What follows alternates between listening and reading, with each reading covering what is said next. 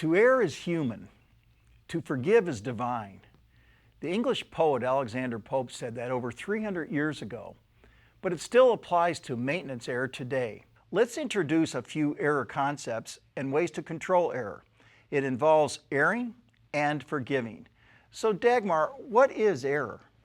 Well, you make a mistake, you slip up, you take an action that has an unplanned or an unintended result. Do you do it on purpose? Well, now, if you did it on purpose, it wouldn't be an error. It would be an intentional disregard for the proper way to conduct a task. I believe the FAA calls that a violation.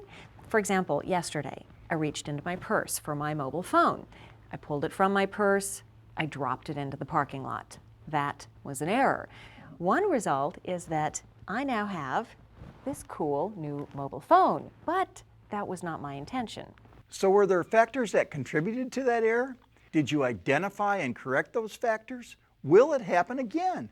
Yes, and no. It probably won't happen again. Now, at first, I did want to blame anyone but me. However, after I thought about it, there were multiple factors that contributed to my error. I was in a hurry.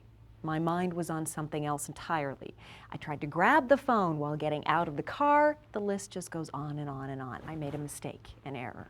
Well, then would you forgive yourself for breaking the phone and having to buy a new one? Yeah, I'll forgive myself, but I will be more careful the next time around. And I also cleaned out some of that junk out of my purse. So when I selected the new phone, I also found one that fit my hands better. And I bought that extra policy that repairs or replaces the phone just in case it's dropped again. Finally, I reminded myself to slow down, and I'm sure I'll be getting a better grip on this nice new phone. You know, everything about your mobile phone story applies to maintenance error and also to forgiving maintenance error. Mechanics' activities are often clearly defined by written task procedures.